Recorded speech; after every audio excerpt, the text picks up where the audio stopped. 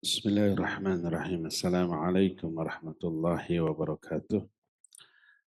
Alhamdulillahilladzi ba'atha fil ummiyina rasulan minhum yatlu alaihim ayatihi wa yuzakkihim wa yu'allimuhumul kitaba wal hikmah wa in kanu min qablu lafi dhalalin mubin.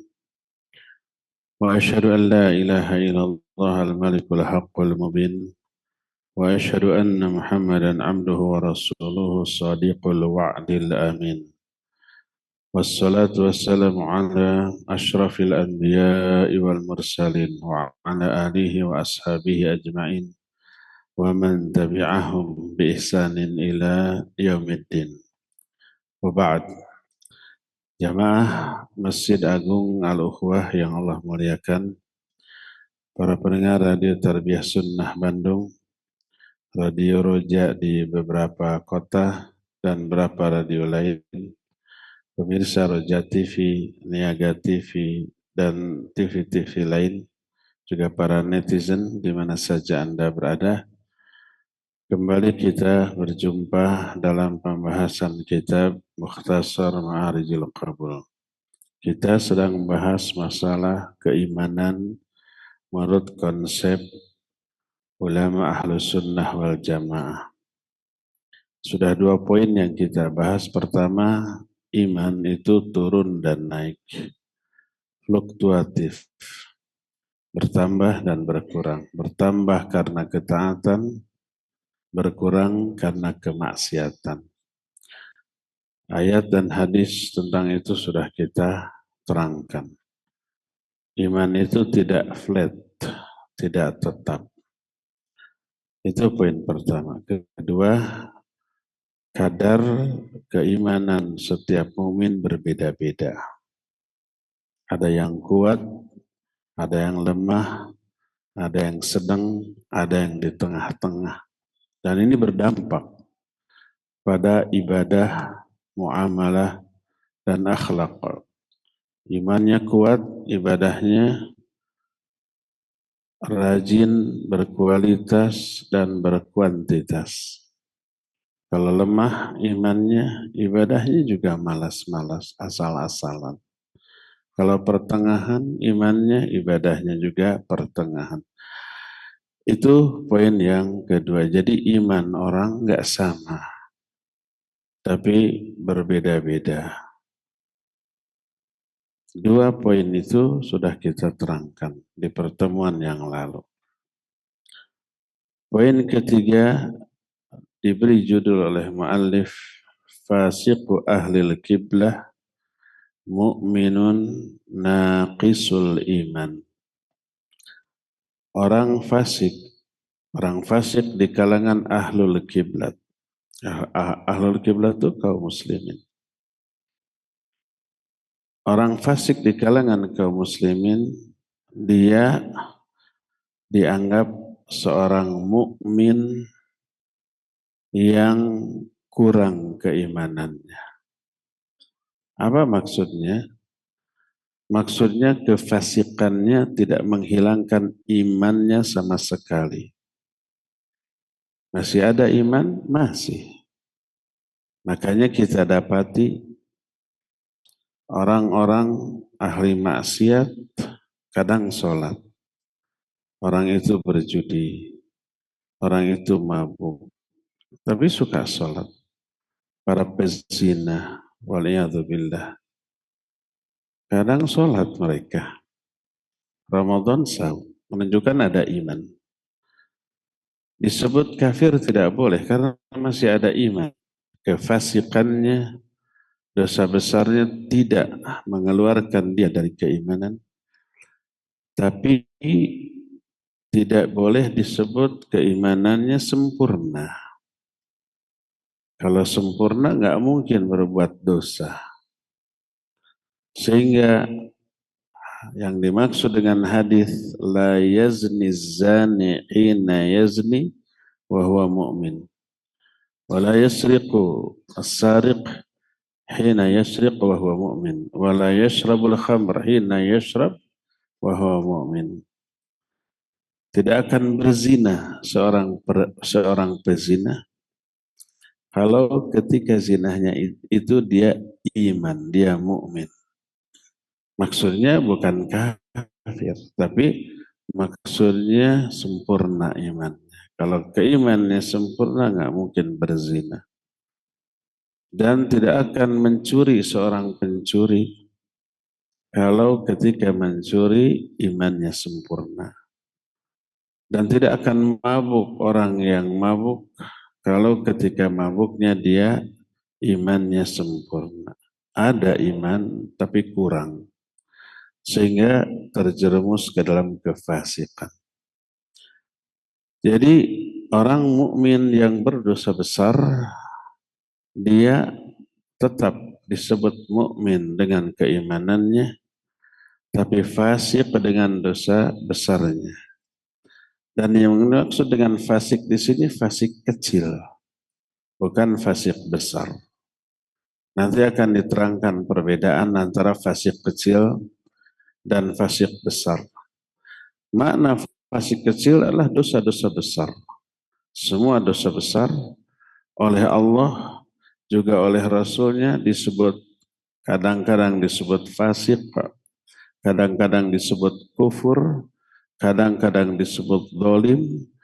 Tapi walaupun dia fasik, walaupun dia disebut kufur, walaupun dia disebut zalim, tetap disebut mukmin pula oleh Allah. Contohnya orang yang berdusta. Kedustaan itu disebut sebagai kefasikan. Allah berfirman dalam Al-Hujurat ayat 6, Ya ayyuhalladzina amanu in ja'akum fasiqum binaba'in fatabayyanu. Hai orang-orang yang beriman, bila datang kepadamu orang fasik membawa berita. Beritanya bohong, palsu, fatabayyanu. Selidiki dulu. Dan ayat ini turun berkaitan dengan seorang sahabat yang menyampaikan informasi yang keliru, yang salah. Dan kekeliruan informasi itu termasuk kedustaan, pelakunya disebut fasik oleh Allah Azza wa Jalla.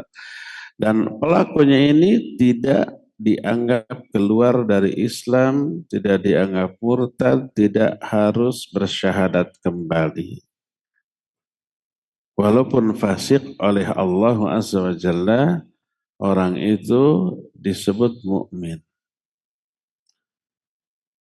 Dalam salah satu hadis ini riwayat Imam Bukhari dan juga Imam Muslim dalam kitab sahihnya, Sahih Bukhari dan Sahih Muslim.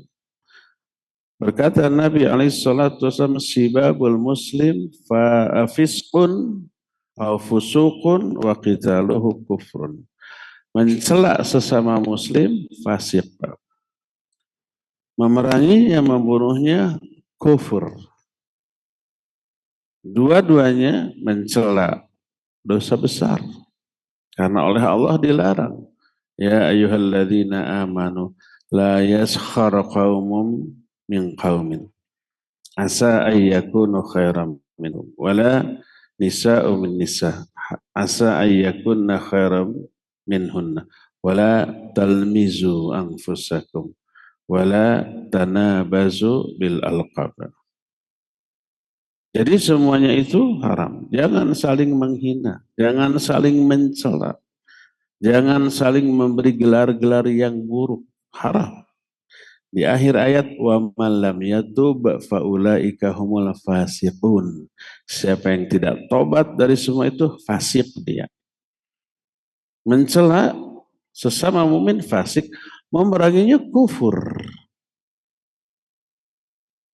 Dalam hadis lain Nabi SAW menyatakan la tarji'u ba'di kuffaran yadribu ba'dukum riqaba ba'd. Jangan kalian kembali kepada kekafiran sepeninggalku. Itu sebagian kalian memenggal kepala sebagian lain. Saling bunuh itu kata Nabi kekufuran. Kufur. Dan hadis ini wa qitaluhu kufrun, memeranginya membunuhnya adalah kufur. Membunuh dosa besar. Pelakunya disebut kufur. Tapi oleh ayat, walaupun saling bunuh tetap disebut mukmin. Sebagaimana firman Allah dalam surah Al-Hujurat ayat yang ke-9. Kata Allah, wa in ta'ifatani minal mu'minina qatatalu faslihu bainahuma. Fa in baghat ihdahuma 'ala al-ukhra faqatilu allati tabghi tatafi'a ila amrillah. Kata Allah, bila ada dua kelompok mukmin, ini masih disebut mukmin, saling berperang. Kalau berperang berarti saling bunuh. Jadi di hadis membunuh sama mukmin kufur. Di ayat ini orang yang berperang saling bunuh masih diseru, dipanggil dengan sebutan mukmin. Wa in ta'ifatani minal mu'minina qatatalu faslihu bainahuma. Damaikan. Karena dua-duanya masih mukmin, padahal sudah saling bunuh. Innamal mu'minuna ikhwatun faslihu baina akhwaikum. Mukmin dengan mukmin itu saudara. Maka yang bertengkar, berantem, perang, damaikan. Ayat 9-nya surah Al-Hujurat, faslihu bainahuma bil adl. Kata Allah Azza wa Jalla, fa in fa'at tadi baghat ihdahuma 'alal ukhra. Kalau salah satu kelompok kekeh mau memerangi yang lain, setelah didamaikan nggak mau, saya mah terus ingin ribut, saya mah terus sampai salah satu di antara kita mati tumpul ludes dari dunia ini, baru deh berhenti. Kekeh disebut bughat.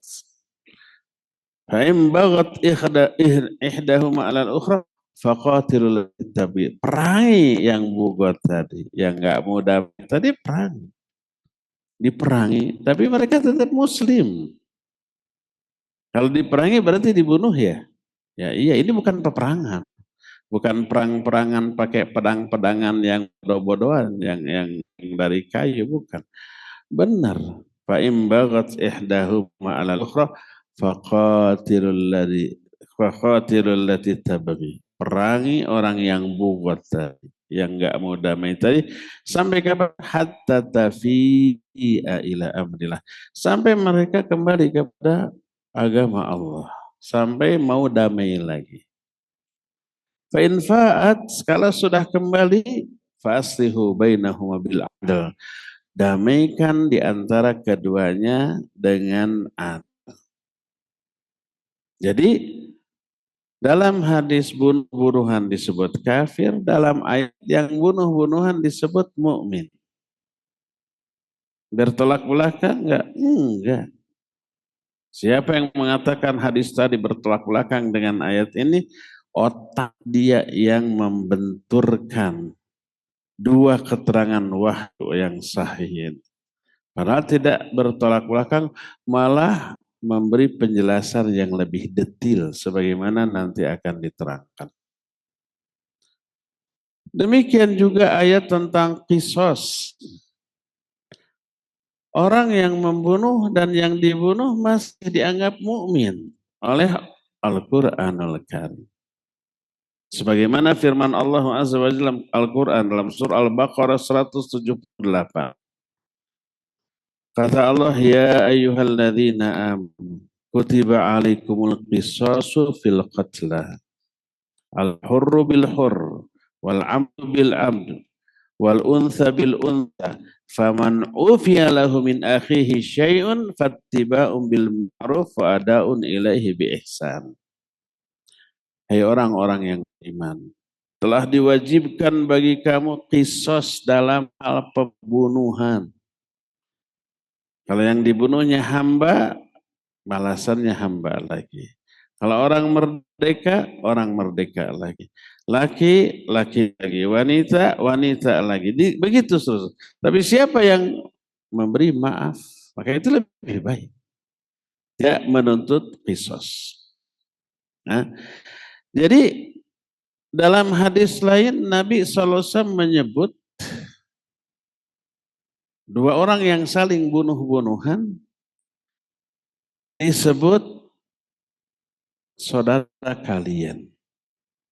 Kata Nabi SAW, unsur akhauka zaliman au madluman. Kata Rasul SAW, bantu tuh saudara kalian, baik yang berbuat zalim ataupun yang menjadi korban kezaliman, yang dizalimi. Para sahabat menjawab, hadal zalim, fa kaifa al-mazlum. Kalau hadal mazlum, fa kaifa al-zalim. Ini menolong orang yang dizalimi, kita paham. Bagaimana menolong orang zalim? Masa dibantu untuk berbuat zalim kepada pihak lain, kan nggak boleh. Kata Nabi SAW, cegah dia dari kezaliman. Itu cara membantunya. Bukan membantu ikut memukuli, bukan membantu ikut menzalimi pihak korban, bukan. Cegah, dengan mencegahnya menolong dia dari murka dan azab Allah Azza wa Jalla. Lihat bagaimana Allah Azza wa Jalla menyebut mukmin kepada orang-orang yang melakukan dosa-dosa besar seperti membunuh, seperti mencela gitu ya, seperti memerangi, itu dosa-dosa besar. Pelakunya oleh Allah Azza wa Jalla masih disebut dengan sebutan mukmin. Apakah ini bertolak belakang? Tidak, tentu saja tidak bertolak belakang. Bagaimana cara memadukannya atau cara mengkompromikannya? Para ulama kemudian merinci sehingga ayat dengan hadis yang seperti bertolak belakang itu menjadi proporsional. Mereka menyatakan istilah kufur, istilah fasik, istilah zalim, istilah munafik, bahkan istilah syirik itu ada dua jenis, besar dan kecil. Fasik kecil, kufur kecil, syirik kecil, nifak kecil, zalim kecil. Ada lagi yang besar. Apa beda yang besar dan yang kecil? Kalau yang besar, syirik besar, kufur besar, nifak besar, zalim besar, termasuk fasik besar, ini adalah yang mengeluarkan pelakunya dari Islam, murtad dia. Syirik besar seperti menyembah kepada Allah, tapi menyembah juga kepada selain Allah. Pelakunya murtad, keluar dari Islam. Kalimat tauhid yang menjadi dasar keislamannya hancur dengan perbuatan syiriknya. Kalimat tauhid adalah la ilaha illallah. Tidak ada sembahan yang lain selain Allah. Dia nyembah selain Allah, gugur sudah. Hancur tauhidnya. Maka dia keluar dari Islam. Kalau syirik besar. Adapun kalau syirik kecil seperti riya, seperti sum'ah, seperti ujub. Dan ada beberapa perbuatan yang dikategorikan syirik kecil, seperti bersumpah dengan menyebut nama selain Allah. Itu kufur atau syirik tapi yang kecil. Kata Nabi SAW, man halafa bi ghairillah faqad asyraka au kafar. Siapa yang bersumpah dengan menyebut nama selain Allah, dia sudah syirik atau sudah kufur. Kecil. Pergi ke dukun, syirik. Syirik kecil. Jadi keluar dari Islam. Tidak murtad dari Islam. Ya. Demikian juga kufur. Ada kufur besar, ada kufur kecil. Kufur besar keluar dari Islam. Contohnya siapa? Contoh orang yang mengingkari salah satu saja di antara rukun iman dan rukun Islam. Rukun iman ada 6, diingkari satu aja, nggak iman kepada takdir, kufur sudah. Nggak iman kepada malaikat, kufur, walaupun dia ahli ibadah. 5 rukun iman yang lain diyakini, satu diingkari, kufur dia. Atau mengingkari salah satu di antara rukun Islam yang 5. Yang 4, syahadat, salat, saum, zakat, diyakini, diimani, diamalkan dengan hebat. Haji diingkari. Dia bisa kufur walaupun ahli ibadah. Ini kufur besar. Pelakunya keluar dari Islam. Adapun kufur kecil, pelakunya tetap muslim, tapi muslim yang berdosa besar. Tapi tidak keluar dari Islam, tidak murtad. Contohnya apa? Tadi membunuh. Kata Nabi SAW, sibabun muslim fiskun wa qitaluhu kufrun. Mencela sama muslim fasik, fasik kecil. Memeranginya kufur, kufur kecil. Orang tidak kafir, tidak murtad dengan membunuh, enggak. Jangan kalian kembali kepada kekufuran sepeninggalku, yaitu sebagian kalian memerangi sebagian yang lain. Disebut kufur. Tapi ini kufur kenapa? Karena walaupun disebut kufur kecil, pelaku pembunuhan oleh Allah tetap disebut mukmin. Al-Hujurat ayat 9 tadi. Wa in ta'ifatani minal mu'minina qatatalu faslihu bainahuma. Kalau ada 2 kelompok mukmin saling berperang, damaikan. Maka ketika perang sesama mukmin benar-benar terjadi seperti kasus perangnya golongan Ali bin Abi Thalib dengan Muawiyah. Dua-duanya mukmin. Tapi dua-duanya berperang, saling bunuh? Iya, saling bunuh. Maka mereka tidak keluar dari Islam, tidak murtad, karena Allah tetap menyebut dengan sebutan mukmin. Apakah dua-duanya berdosa? Tidak. Dua-duanya bisa berpahala. Loh kok bisa saling bunuh, saling berperang, saling mencabut nyawa, tapi dua-duanya berpahala. Iya, kalau didasarkan pada ijtihad. Ali bin Abi Thalib radhiyallahu anhu berijtihad, dia yang benar memangku jabatan kekhalifahan, yang tidak taat, yang tidak mengakui bugot, dan bugot wajib secara syar'i diperangi. Memeranginya ibadah. Berdasarkan ijtihad ini diperangi. Dengan asumsi, dengan keyakinan melaksanakan syariat. Membunuh bisa bernilai ibadah? Iya, kalau ada alasan syar'i.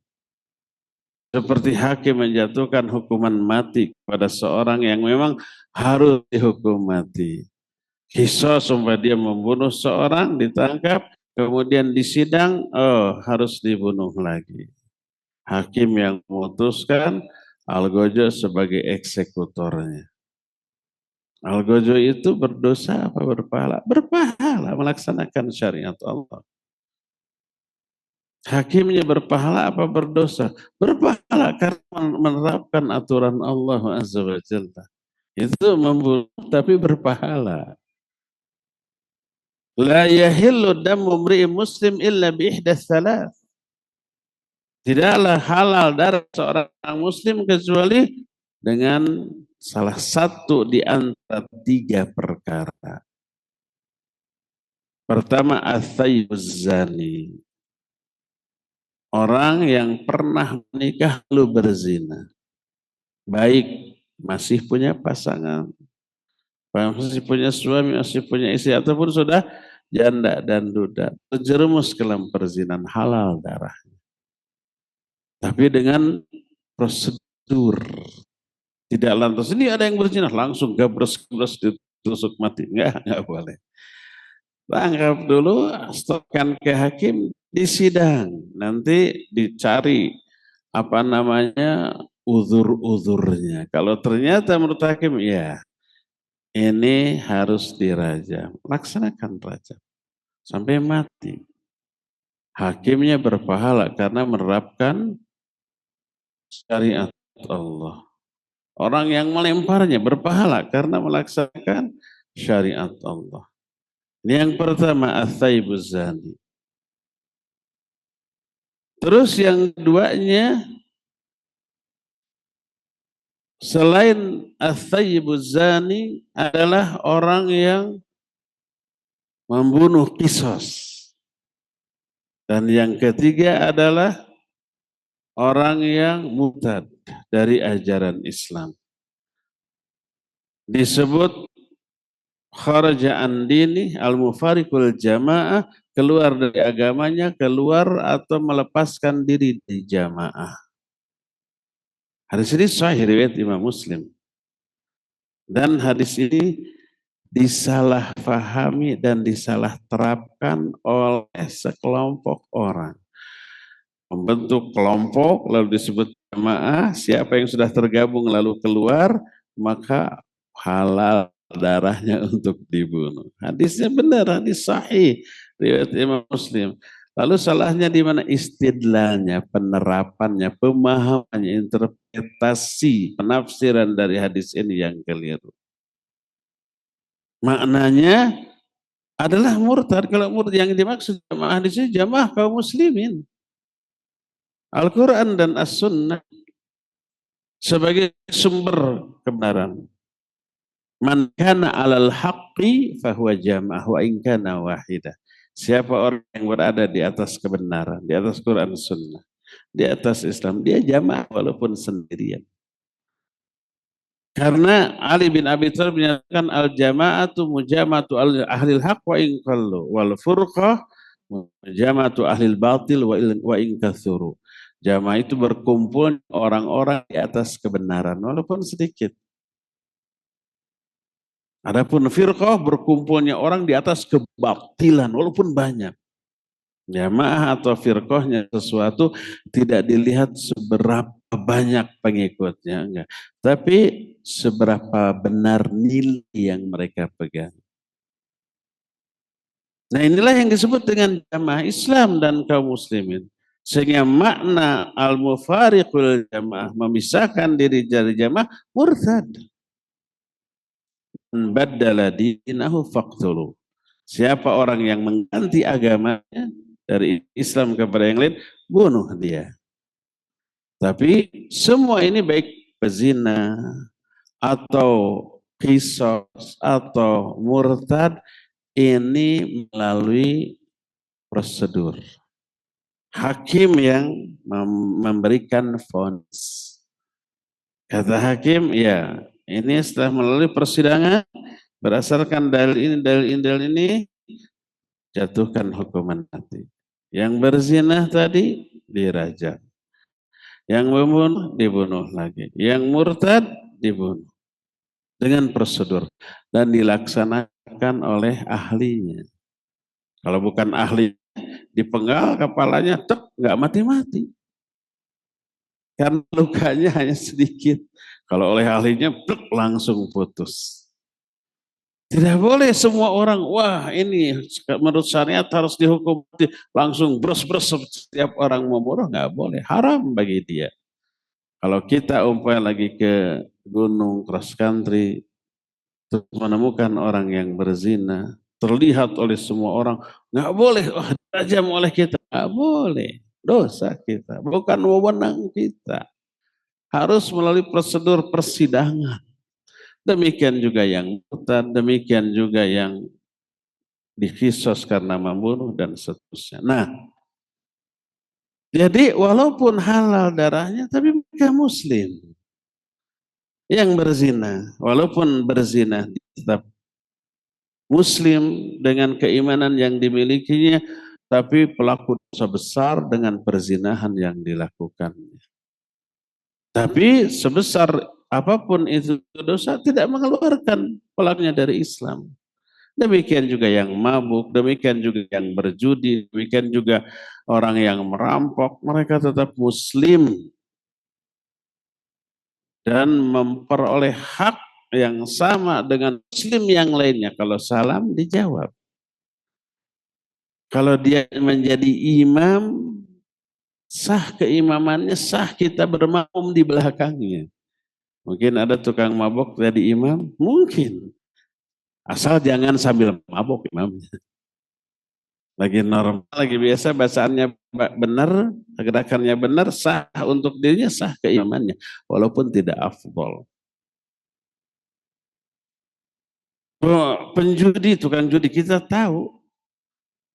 Ada ustadz imam masjid tapi suka pasang judi online jadi imam. Sah keimamannya? Sah. Selama sholatnya sah untuk dirinya, sah pula keimamannya. Karena dia masih muslim walaupun berdosa besar. Hak dia sebagai sama muslim tetap dia miliki. Kalau jadi imam sah keimamannya, kalau salam wajib dijawab. Kalau dia mati wajib disolatkan, didoakan, dan dikuburkan di pekuburan kaum muslimin. Dia tetap muslim dengan keimanan yang dimilikinya walaupun fasik dengan dosa-dosa besar yang dilakukannya. Walaupun sampai harus dihukum mati. Nah, seperti tiga yang tadi disebutkan. Ya.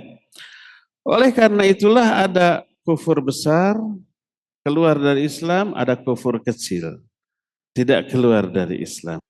Ada syirik besar, ada syirik kecil. Syirik kecil contohnya riya, sum'ah, ujub. Ada fasik besar, ada fasik kecil. Fasik besar keluar dari Islam. Fasik kecil seperti mencela tadi. Melakukan pelanggaran terhadap apa yang Allah larang dalam Al-Hujurat ayat yang ke-11. Sampai di akhir ayat itu dikatakan faman yatub faulaika humul fasiqun wa man yatub faulaika humul zalimun. Mereka itu zalim, mereka itu fasik, tapi zalim kecil dan fasik kecil, ya.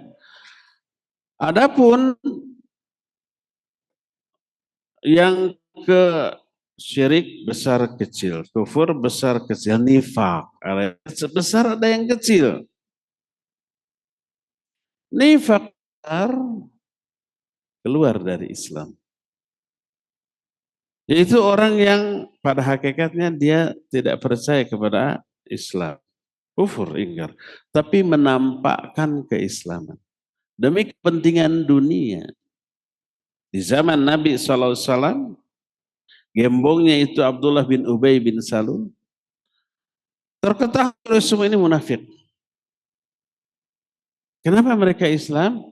Demi keuntungan dunia. Karena Nabi SAW dan kaum muslimin dominan di Madinah. Kalau mereka tetap dalam kekafiran, nggak akan bisa memainkan peranan. Akan meraih keuntungan dunia, makanya pura-pura Islam. Padahal menyembunyikan kekafiran dalam hatinya, inilah yang disebut dengan nifak besar. Dan inilah yang terancam dengan ayat surah An-Nisa 145, innal munafiqina fid darkil asfali minan nar. Sesungguhnya orang munafik itu berada di dalam darak terendah di dalam neraka. Darak itu tingkatan. Tingkatan neraka disebut darokat. Darokat itu tingkatan dari atas ke bawah. Yang paling atas, yang paling ringan azabnya. Makin bawah makin dahsyat, makin hebat. Yang paling bawah paling hebat, paling dahsyat. Ternyata orang munafik berada di tingkat terendah. Artinya azabnya lebih dahsyat. Karena apa? Hakikat mereka kufur. Keislamannya pura-pura, acting, sandiwara demi keuntungan dunia. Dan seringkali merugikan kaum muslimin. Kaum muslimin tidak waspada dengan orang ini. Karena dianggap kelompok mereka. Di momen tertentu mereka khianat, menusuk dari belakang, menikung di tikungan, menyalip di tikungan, menggunting dalam lipatan. Ketika perang Uhud, muslimin 700 orang, ditambah 300 orang kaum munafikin berangkat. Musuhnya 3.000 orang. Di tengah jalan 300 munafikin ini belot, pulang kembali. Runtuh nggak tuh semangat kaum muslimin? Iya, tapi karena iman mereka, mereka tidak gentar menghadapi situasi seperti itu. Tetap maju. Tapi secara politis itu kan merugikan kan? Meruntuhkan mental. Itulah orang-orang munafik. Pada hakikatnya mereka kafir. Tapi menampakkan keislaman. Itu nifak besar. Adapun nifak kecil, pelakunya tetap muslim, tapi muslim yang berdosa besar. Nifak kecil adalah orang muslim yang memiliki karakter khas munafikin, tapi masih ada iman di dalam dirinya. Ada 4. Kalau dia bicara berdusta, kalau berjanji dia ingkar, kalau diamanati dia khianat, kalau bertengkar dia curang. Sebagaimana sabda Nabi SAW dalam hadis yang sahih riwayat Imam Bukhari dan Imam Muslim. Beliau menyatakan arba'un man kunna fihi kana munafiqan khalisa wa man kanat fihi khaslatu minhunna kanat fihi khaslatu minan nifaq hatta yada'aha. Ada 4 karakter, 4 sifat. Siapa orang yang memiliki keempat-empatnya, dia munafik sejati. Siapa yang memiliki hanya salah satu, berarti dia memiliki salah satu karakter munafik sampai dia meninggalkannya. Apakah keempat itu? Idza haddatsa kadzaba. Kalau dia bicara dusta. Wa idza ahada ghadara. Kalau dia janji, kalau dia dikasih kepercayaan amanat, dia khianat. Wa idza wa'ada akhlafa. Kalau berjanji ingkar. Wa idza khasama fajara. Kalau bertengkar dia curang. Ada enggak di kalangan kaum muslimin suka sholat, saum Ramadannya full, sudah haji berkali-kali, zakatnya keluar, suka ngaji, tapi melakukan keempat karakter munafik? Ada enggak di sini yang suka berdusta? Ada. Ada yang janji tapi ingkar? Ada.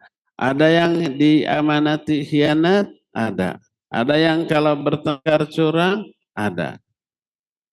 Maka orang ini memiliki karakter munafik. Tapi sholat nama rajin. Dia yakin terhadap rukun Islam, rukun iman. Dia mukmin benar-benar. Cuma memiliki 4 karakter munafik. Ini disebut munafik kecil. Dia tetap muslim, tapi muslim yang berdosa besar. Maka orang muslim yang punya karakter munafik ini tidak boleh ditembak dengan ayat 145 dari surah An-Nisa bahwa orang munafik berada di neraka tingkatan yang paling bawah. Munafik kamu, nerakanya paling bawah kamu. Ini mah untuk munafik besar, bukan munafik kecil. Nah, semuanya itu kata mu'allif fahadhil khisal kulluha nifaqun amali la yakhruju minad din illa idza sahibahun nifaq al-i'tiqadi. Inilah semua perkara tadi disebut nifaq kecil atau nifaq amali. Kalau nifaq besar diistilahkan dengan nifaq i'tiqadi. I'tiqadnya keyakinannya kufur, zahirnya menampakkan keislaman. Itu nifak besar atau nifak i'tiqadi. Kalau nifak kecil disebut juga nifak amali. Nifak amali ini tidak mengeluarkan pelakunya dari agama ini. Inilah keyakinan ulama-ulama ahlus sunnah wal jamaah. Membagi 5 istilah. Kufur, syirik, nifak, fasik, dan dolim menjadi 2 jenis. Ada yang besar, ada yang kecil. Yang besar mengeluarkan pelaku dari Islam. Bukan muslim lagi. Kalau sudah keluar dari Islam dianggap murtad, hak dia sebagai orang yang bukan mukmin tidak sama dengan orang mukmin. Kalau salam, kalau bertemu nggak boleh salam. Kalau dia jadi imam, nggak boleh kita bermakmum di belakangnya, nggak sah dia. Kalau dia mati, nggak boleh disolatkan, nggak boleh didoakan, nggak boleh dikuburkan di kuburan kaum muslimin. Ya, inilah akidah ahlus sunnah wal jamaah. Jadi kalau kita membahas penyimpangan yang dilakukan oleh kaum muslimin, tidak berarti vonis oh dia kafir, tidak. Oh ini orang itu mabuk, dia terancam dengan neraka. Memang Quran Sunnah menyatakan demikian. Dia berjudi terancam dengan neraka. Dia mencuri terancam dengan neraka.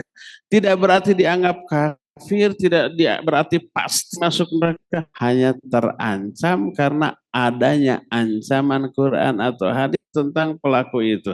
Demikian juga kalau amal-amalan kebidahan. Kita katakan ini tidak ada sunnahnya, tinggalkan. Bukan berarti vonis dia sesat, vonis dia kafir keluar dari Islam, vonis dia ke neraka. Enggak. Kita sedang berbicara tentang hukum sebuah perbuatan menurut Islam. Bukan memvonis pelakunya dengan mukmin atau kafir, apalagi memvonis pelakunya ke surga atau ke neraka. Tidak, ya. Pembicaraan kita hanya sebatas berbicara tentang hukum sebuah perbuatan menurut dalil-dalil yang ada. Walhasil para pelaku dosa-dosa besar menurut ahlus sunnah tidaklah kafir, tidak murtad, tidak keluar dari Islam. Mereka tetap muslim, tapi muslim yang berdosa besar. Apa ke surga atau ke neraka? Bisa langsung ke surga. Bisa ke neraka dulu tapi akhirnya ke surga. Tergantung Pak, nanti ada penjelasan rinci tentang masalah itu. Kalau ini berlaku kepada personal kaum muslimin, ini juga berlaku bagi personal yang khusus di kalangan kaum muslimin. Di umum semua kaum muslimin terkena penjelasan itu. Dan ada orang muslim yang khusus siapa? Penguasa. Mungkin raja, mungkin presiden, mungkin menteri, mungkin gubernur, mungkin wali kota, bupati, camat, dan seterusnya sampai ke RT RW. Di kalangan mereka ada enggak curangan, kebohongan, kejahatan kepada rakyatnya? Banyak. Enggak ada yang maksum. Apa mereka kafir? Tidak. Semua kejahatan mereka tidak mengeluarkan mereka dari keislaman. Tetap muslim. Tapi muslim yang berdosa besar. Tapi sebagai muslim, semua hak dia sebagai seorang muslim wajib kita tunaikan. Doakan kebaikan. Doakan ampunan. Kalau ketemu salam, kalau dia salam jawab salamnya. Kalau dia jadi imam sah kita bermakmum di belakangnya. Tidak boleh digibahi kalau orang biasa melakukan sebuah dosa, nggak boleh kita gibahi. Si anu jahat, si anu fasik, si anu nggak boleh, itu gibah. Kalau orang biasa tidak boleh, apalagi orang luar biasa. Ada 2 orang luar biasa. Pertama penguasa, yang kedua ulama. Ulama tetap manusia, ada salahnya? Ada. Boleh menggibahi mereka. Kalau menggibahi orang biasa sudah haram, apalagi menggibahi 2 orang ini, penguasa dan ulama. Karena apa? Dampak buruknya jauh lebih besar. Kalau orang biasa dosa besar kita gibahi. Dampaknya tidak sebesar kepada penguasa dan ulama. Kalau ulama digibahi, apa dampaknya? Dampaknya orang-orang jadi nggak percaya lagi. Dampaknya orang-orang tidak lagi mau ngambil ilmu, mendengarkan penjelasannya. Dampaknya orang-orang menjauh dari ulama. Kalau menjauh dari ulama, siapa lagi yang harus mereka dengar? Demikian juga penguasa. Kalau penguasa ada kesalahan, kita gibahi. Apa akibatnya? Rakyat benci, rakyat marah. Akhirnya nggak mau taat lagi. Semua aturannya dijauhi. Ada lampu merah, tabrak, celaka, gitu ya. Ada letter S, sengaja berhenti untuk menunjukkan kebencian kepada sang penetap aturan di sini, sengaja jeger ditabrak ke batur. Kan gitu, bahaya. Akibatnya timbul pemberontakan, akibatnya timbul kekacauan, akibatnya pemerintahnya nanti tambah jahat lagi dalam bertindak kepada rakyat. Itu kekacauannya lebih besar. Maka dikatakan oleh para ulama, luhumul ulama lahmun masmumun. A'radul ulama termasuk penguasa ya, itu daging yang beracun. Kalau kita makan daging beracun, maka racunnya akan menimbulkan madarat yang besar kepada seluruh tubuh. Berbahaya dibanding memakan daging biasa. Orang menggibahi orang lain sama dengan memakan daging orang tersebut setelah kematian. Mungkin nggak ada efek apa-apa atau sedikit kecuali kanibal, jijik, makan daging sesama manusia kan gitu. Allah menyatakan wala yaghtab ba'dukum ba'du ayuhibbu ahadukum ayyakula lahma akhihi maitan fakarihtum. Jangan sebagian kalian menggibahi sebagian yang lain. Suka enggak kalau kalian memakan daging bangkai saudara kalian yang sudah mati? Pasti kalian tidak suka. Kanibal. Ini daging orang biasa. Daging ulama dan penguasa lebih bahaya karena beracun. Itu dimakan, maka seluruh tubuh terkena dampaknya. Maknanya menggibahi ulama dan penguasa atas kesalahan mereka, dampak buruknya lebih besar kepada semua aspek dan semua kalangan. Dan keharamannya lebih besar. Ingat, sebesar apapun kejahatan orang lain, selama bentuk kejahatan tidak mengeluarkan mereka dari Islam, bukan kufur besar, bukan syirik besar, bukan fasik besar, zalim besar atau nifak besar, mereka tetap muslim walaupun muslim yang berdosa besar. Ya, nasib mereka bagaimana di akhirat ada pembahasan tersendiri dalam masalah itu. Berkata muallif selanjutnya, wa ammal khawarij faqalat, adapun khawarij mereka berkata, al musirru ala kabir min zina au syurbil khamr au riba kafir murtadun kharijun min ad-dini bil kulliyah la yusalla alaihi wa la yudfanu fi maqabiril muslimin wa huwa mukhalladun fin nari abada.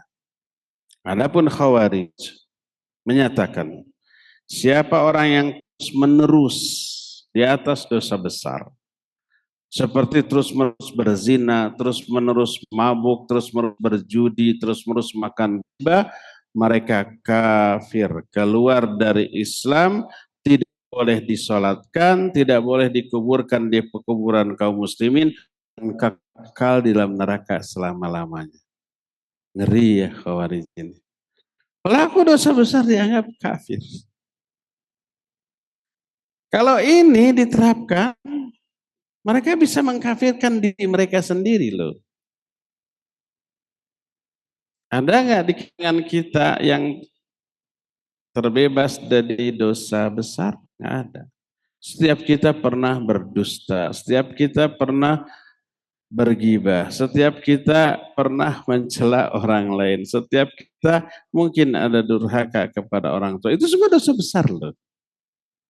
Kalau pelaku dosa besar dianggap kafir, nggak ada seorang pun muslim di alam jagat raya ini. Nggak ada seorang pun yang maksum. Dan ini ngeri. Apa akibatnya? Akibatnya kalau orang yang melakukan dosa besar kafir dianggap halal darahnya, hartanya. Boleh dibunuh, membunuhnya dianggap ibadah. Boleh diambil hartanya dan mengambil hartanya dianggap halal dan ibadah. Bayangkan. Ngerampok, menipu, mencuri dianggap ibadah. Membunuh dianggap ibadah. Ya, inilah keyakinan Khawarij yang berbahaya. Wa qalatil Mu'tazilah, berkata kalangan Mu'tazilah,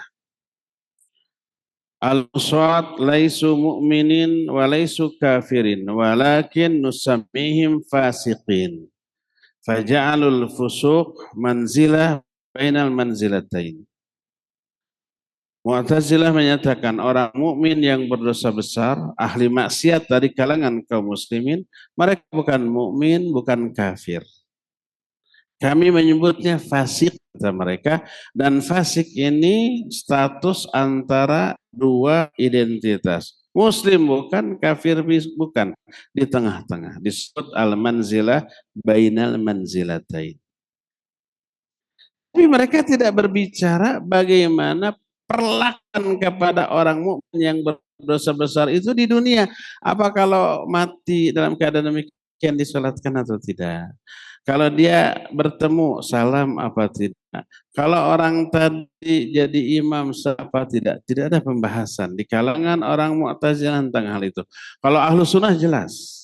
Orang mukmin yang dosa besar dia tetap muslim. Dosa besarnya tidak mengeluarkan dia dari Islam. Kita wajib salam, kita wajib bermakmum kalau dia jadi imam, kita wajib mensolatkan kalau dia mati dan seterusnya. Ya, kalau Khawarij jelas semuanya kafir, nggak boleh disolatkan, nggak boleh dikuburkan di kuburan kaum muslimin. Nah, kalau Mu'tazilah tawakuf. Orang ahlu sunnah menyatakan orang mukmin yang dosa besar di akhirat mungkin langsung ke surga. Mungkin ke neraka dulu tapi akhirnya ke surga. Enggak ada yang abadi di neraka. Kalau Khawarij di akhirat pelaku dosa besar neraka selama-lamanya abadi. Nah, bagaimana Mu'tazilah? Mu'tazilah memandang orang muslim yang berdosa besar sama dengan Khawarij kekal di dalam neraka selama-lamanya. Berbeda kan tiga golongan ini? Ahlus sunnah ini yang benar. Sesuai dengan Quran sunnah. Khawarij menyimpang secara ekstrim. Mu'tazilah dekat-dekat dengan Khawarij. Ada satu kelompok lagi. Ekstrim kirinya bertolak belakang dengan Khawarij.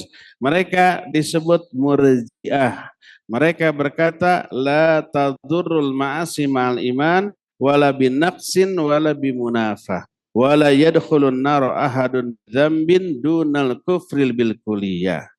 Kata Murji'ah, kemaksiatan seseorang tidak akan merusak iman, tidak mengurangi iman. Dan tak ada seorang pun yang masuk neraka karena dosa-dosa baik kecil ataupun besar. Kata mereka nggak ada keutamaan orang mukmin dengan orang fasik, semuanya muwahhid, semua imannya sama seperti keimanan Abu Bakar dan Umar. Bayangkan. Ini juga yang menyimpang dari nas Al-Quran dan hadis yang sahih. Di antara empat kelompok ini, ada Khawarij jauh menyimpang dari Quran Sunnah dan ini berbahaya. Ada Mu'tazilah sama dengan Khawarij. Ada Murji'ah berada di seberang lawan mereka yaitu Khawarij. Ahlus Sunnah wasat di tengah-tengah.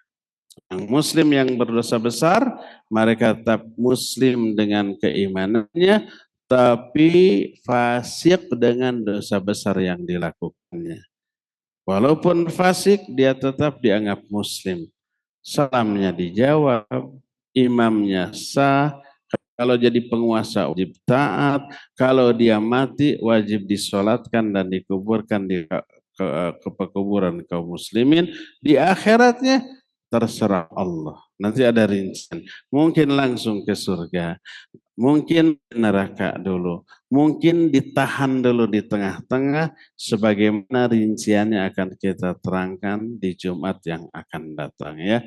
Inilah poin ketiga yang menjadi akidah Ahlus Sunnah wal Jamaah tentang keimanan, yaitu perbedaan prinsip antara empat kelompok: Khawarij, Mu'tazilah, Murji'ah, dan Ahlus Sunnah ya.